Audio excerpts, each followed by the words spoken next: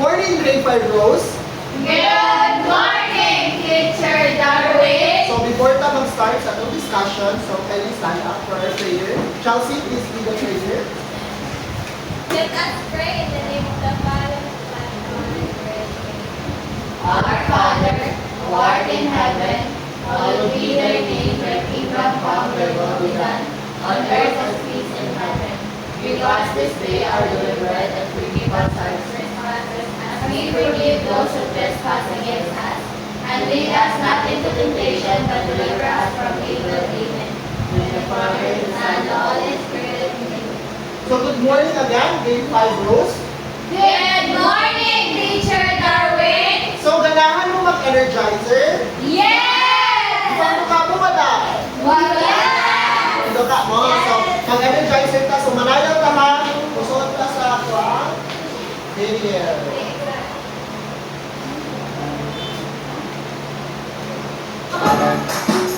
Done. Shake them, just like this. Atasan. Shake them, just like this. Shake them, just like this. And roll your head. Wiggle them, just like this. Wiggle them, just like this. Wiggle them, just like this. And roll your head. Clap and just like this. Clap and just like this. Clap and just like this. And roll your head. I like to move.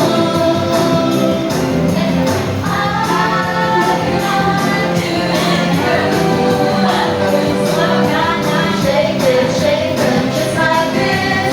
Wiggle them, just like this. Clap and just like this. And roll your head. Yay! Very good. Clap your hands. So before mo mag-on, naway absent. Wala! Yeah, hindi ka kasi lang. Ngayon, before ka mag-start, nasa yung si teacher para hapsay ako ang discussion. Okay? So, our rules is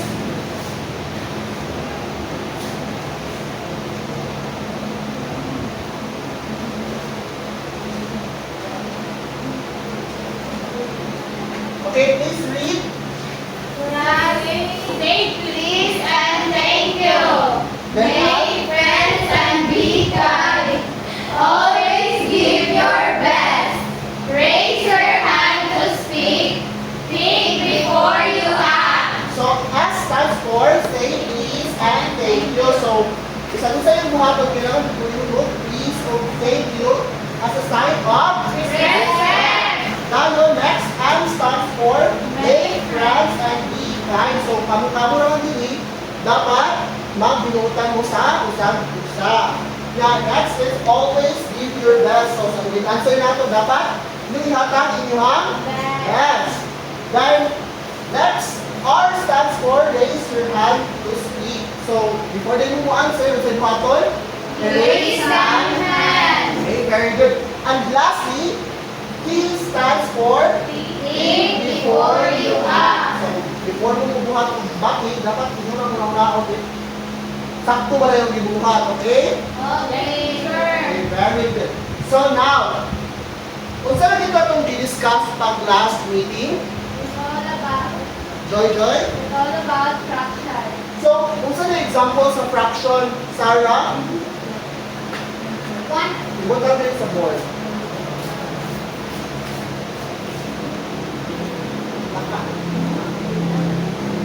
Okay, 1/2. So, inasa na yung aming ang numerator. Good teacher. Okay, April? I-indicate, butan yung nga nasa ang numerator, anak.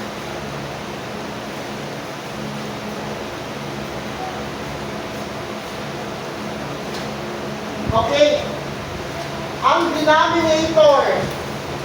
Yes, amay?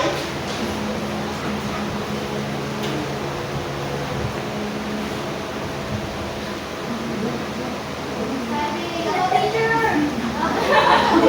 Oh, am I? Oh.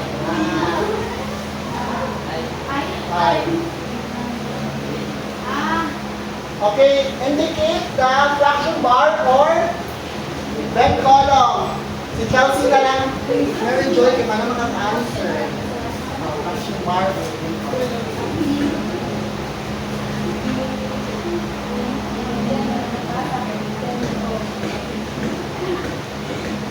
Okay.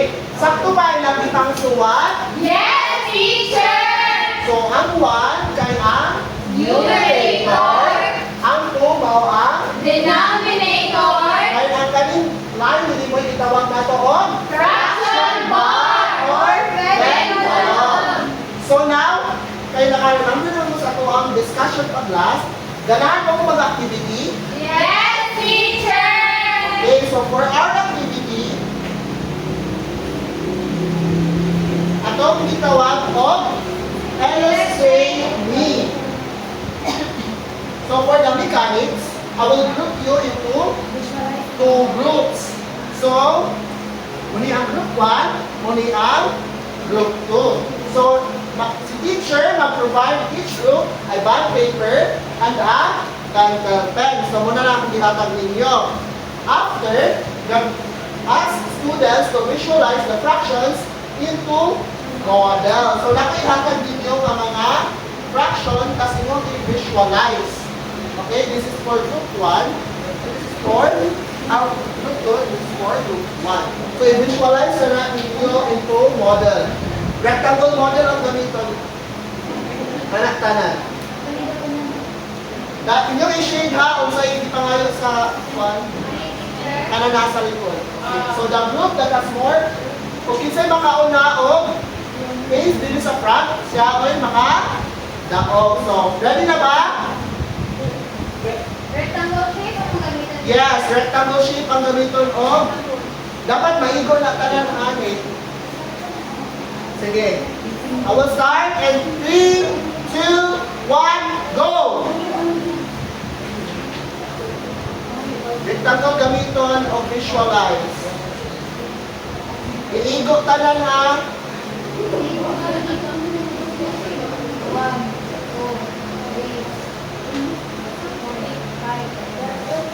Yan, iguman nyo lang sir, i-face diri sa front.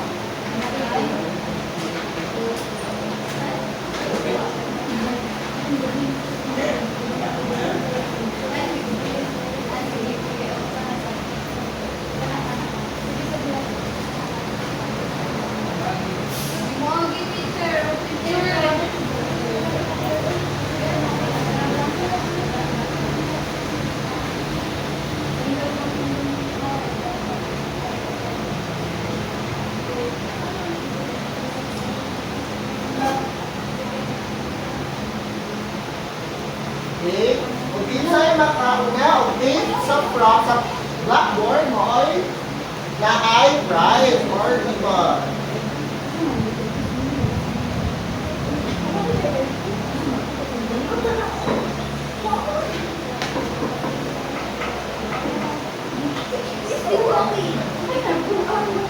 Cooperate sa group ha, para naka-answer.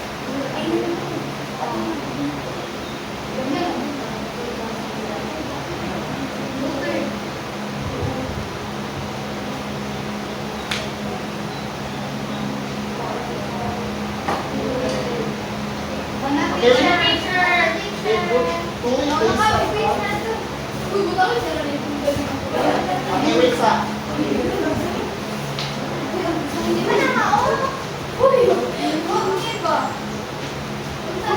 Alin sa ako, alin. Group 1 din sa baba, group 2 sa ubos.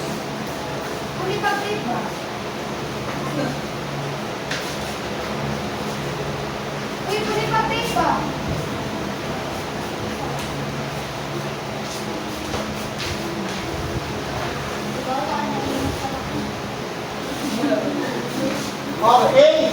So, asa na ang group 1 na rin? Kani? Kani ang group 1, only ang group 2. So, isa to yung unang nakakuman. Okay, so naamoy ribbon.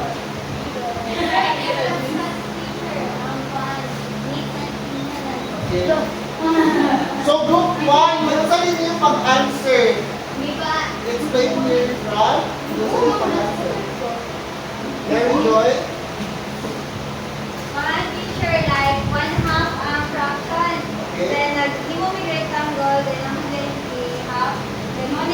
Multiply sa 1, then money ang 2. Mamaki ka sa 1 half. Okay, very good. So clap your hands to group 2. Okay, now, sa atong gibuhat na activity, what did you observe? Isa yung na-obserbahan yan sa atong gibuhat na activity. Yes, Amay?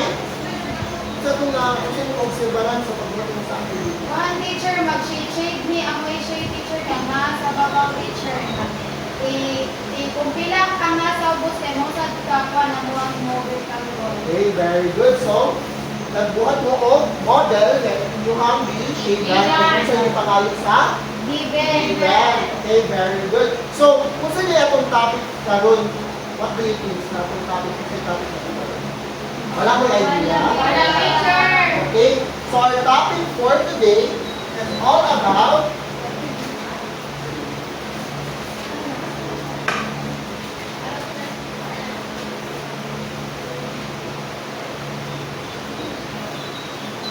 please read.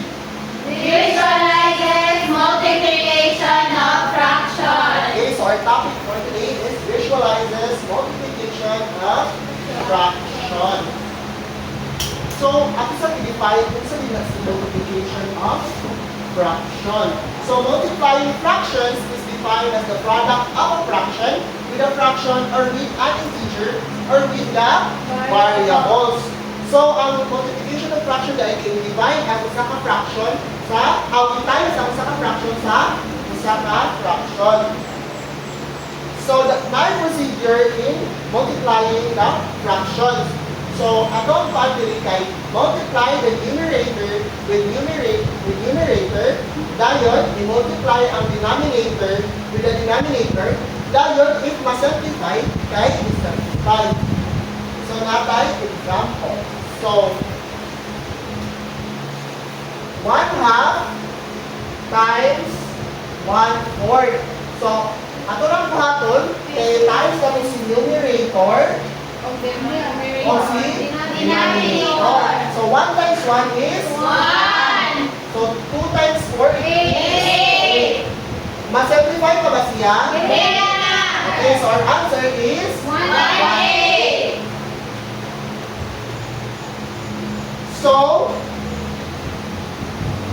kinakaibaw naman ka ang saon ka, multiply of fraction, isa'y ganahan usuway o answer. Okay, na ako yung example nyo.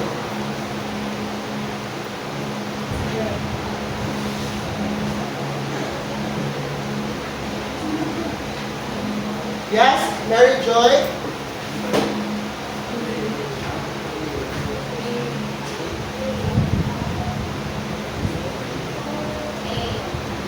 Ma-simplify pa ba siya? Very, very good. So, ibaw na mo, multiply sa fraction. So, napasag tayo natin pamaagi para mapadali na kung multiply ang fraction. So, at magamit ang area models using rectangles. So, pala sa itong gibuhat sa activity. So, natay ka ng procedure kung saan siya buhat. So, okay. So, first, represent the first fraction. Draw a rectangle and divide it into equal parts based on the denominator of the first fraction. Dayon, i-shade ang portion of the rectangle corresponding to the numerator. So, nakapulili.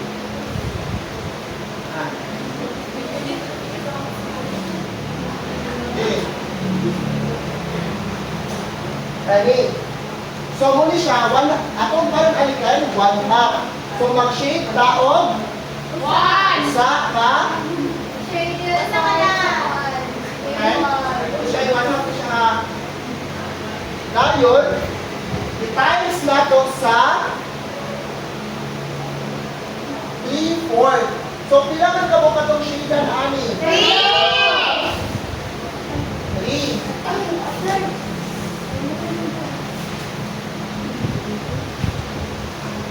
Okay. So, tulong ka ba kato ha? Yan. Ngayon, sinidpuan na to, answer na to, kay Pila naman din tanan ang mag-overlap. 3. Answer naman, 3/8, teacher. i-shade out.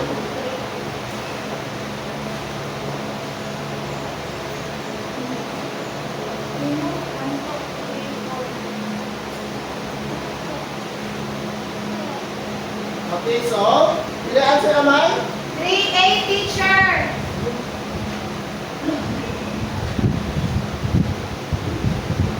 3A. So, ato lang gibuhat ko kay una akong i-represent ang first fraction. Kaya i-shadean na ko ang una nga box. Dahil yung sunod, akong i-represent ang second fraction. Draw a similar rectangle and divide it based on the denominator of the second fraction. Shade a portion of the rectangle corresponding to the Numerator. So, para sa natin si sa una na rectangle sa ikaduha na rectangle. Dayon, ato din i-overlay si first rectangle of the second rectangle kung ano siyang natang up si third rectangle. After, i-identify din nato kung ang pinsay nag-overlap based sa ilahang sa ilahang numerator. O sa kasay nag-overlap sa pag-shade na to. Okay, nag-yes na ba? Yes, teacher. Napakoy laing example. So, pinsay ganahan mo answer.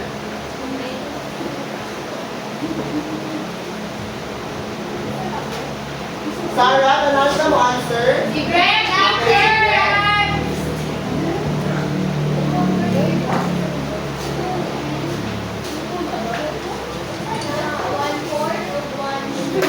Okay, 1/4. 1/4 na siya o? Goldie. So, shade red.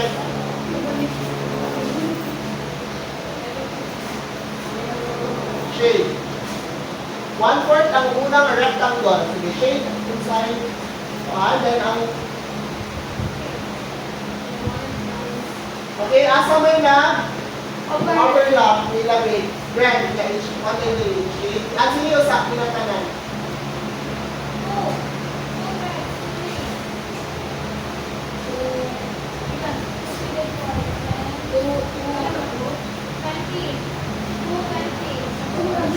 What's the answer to be correct?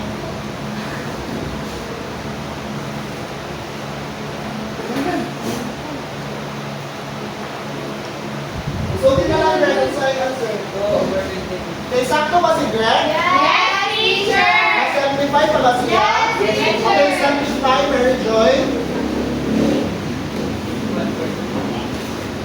So, ang answer kay? Right? So, simplify. So, simplify pa lang.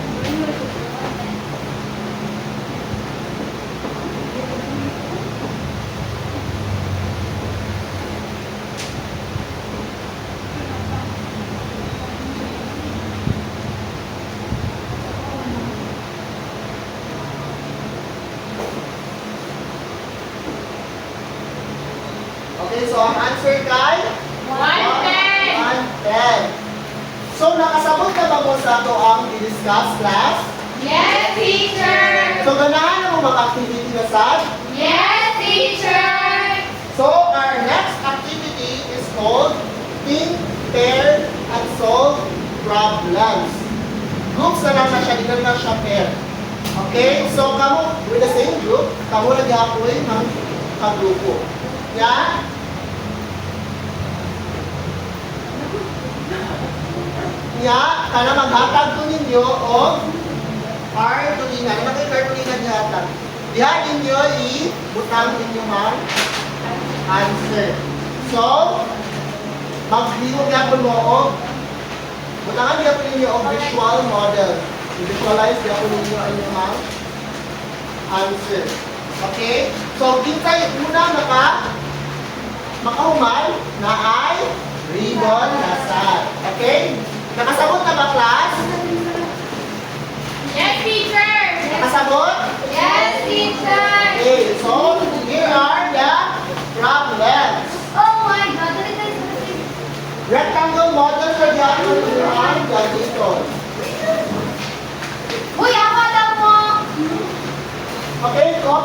the group class.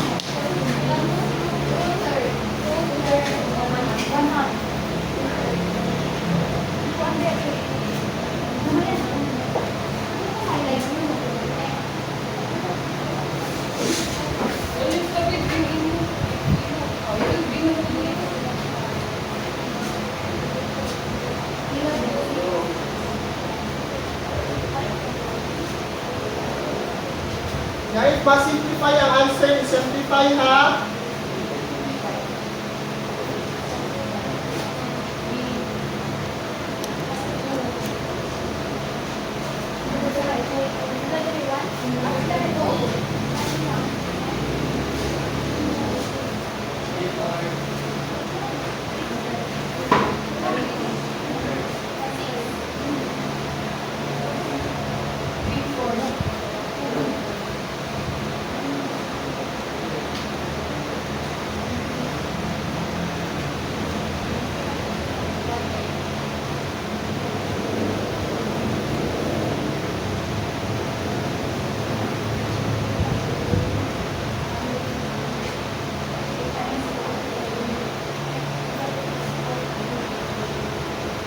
Mana?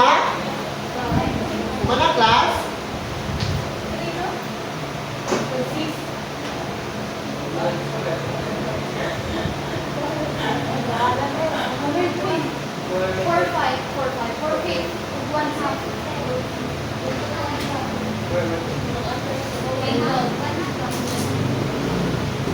Kata dari teacher ang gagawin na para ito mag-iis na po.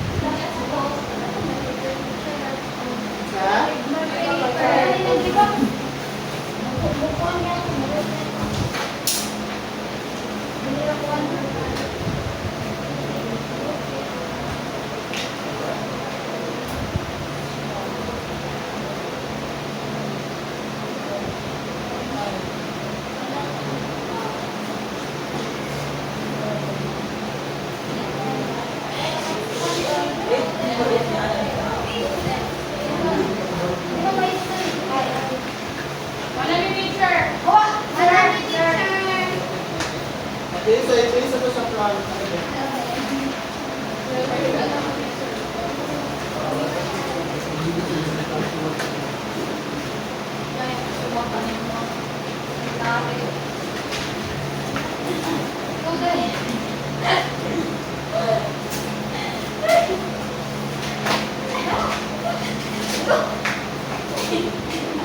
Ikot na, group 2. Ako ka sa Ano man na? Huwag nito.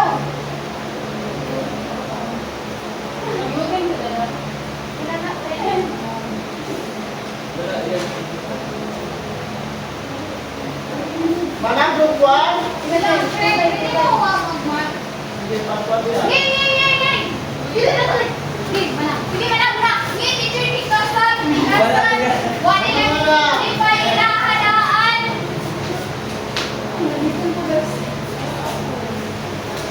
Dito sa tapat sa group 1.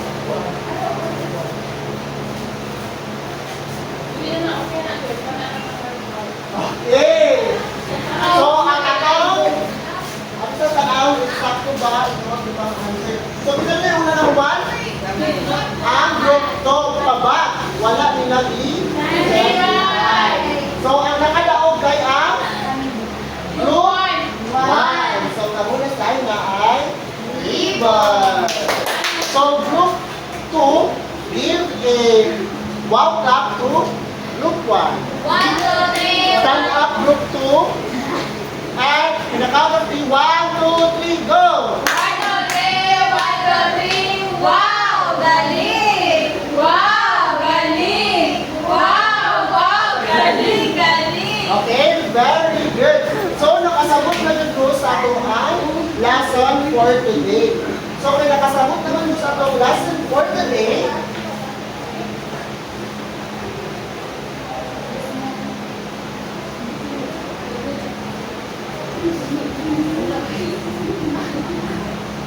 Naaman! okay, natay assistant.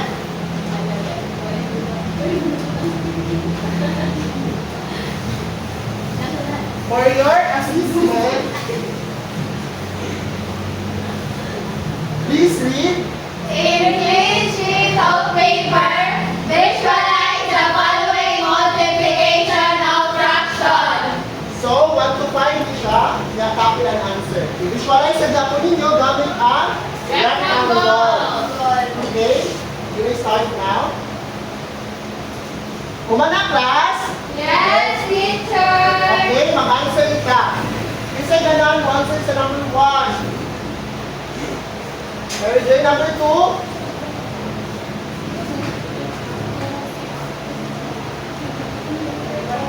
Number 2, Amay. Number 3, Greg. Number 4, Chelsea. Number 5, Sarah. Number 5 na din. Ako yung number 5. Teacher, ako yung number 5. Ay, naman na ako. Hindi mag-tukod.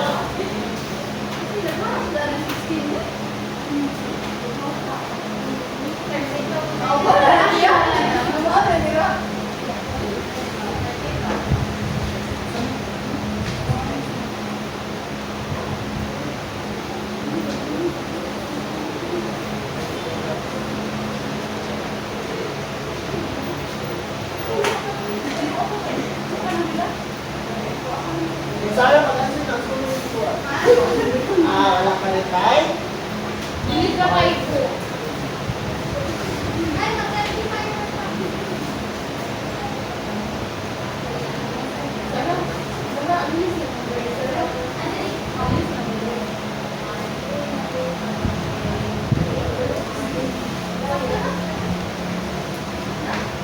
Ibutang mo yung answer.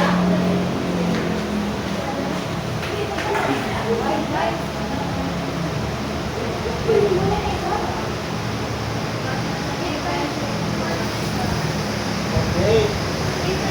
Good, very good.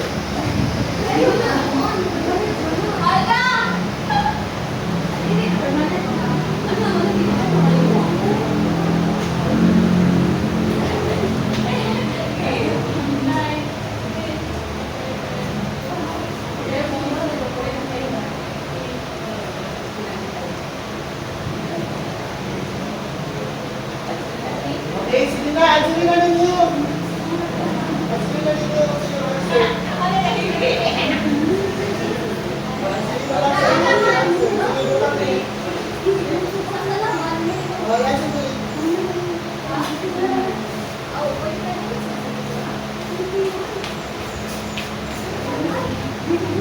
Sige, answer. Asa mo yung answer naman? Lingkod na, Chelsea. April, ano si Tabi? Sarah, pinang Tabi. Lingkod na naman. Okay, let's check your answers. So, number 1, sakto ba si Mary Joy? Sakto ba si Mary Joy? Okay, ang answer kay 4, but na-simplify pa man siya. Isa na yung additional model running. Okay. Very good. So, number 2, 2/3 times 1/2 is equals to? Yeah, pwede pa siya ma-simplify. 1/3. Kasi may Number 3, T4 times 1/4 is equals to. 360. Pa-simplify pa rin eh. Okay, very good. As this, asa ba natin siya model ani? Wala na si mga teacher kaya wala akong ika ng marker. Okay, that's it. Number 4, 116 times 1/3 is equals to. 148. Dili na rin siya makuhaan. O, asa ba ang pwede? Wala teacher. Wala teacher. Okay, very good. So number 5, 1/8 times 1/4 is equals to. 132. Simplify pa rin na. Sama natin siyang model. Okay, dara. Okay, clap your hands, class. Pinaka-answer din mo sa kuha. So now, for your assignment,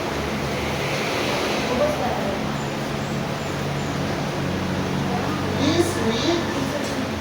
For your assignment, study and read our next topic, which is division of fractions. Okay, kung sa inyong buhaton, Study in advance. Sarah, sa itong buhaton, di lagi magsitabi. Kung sa itong buhaton, Study in advance, teacher. kung sa mga itong salihan, Sarah. Ito ang next topic, which is an division of fractions. Okay, very good.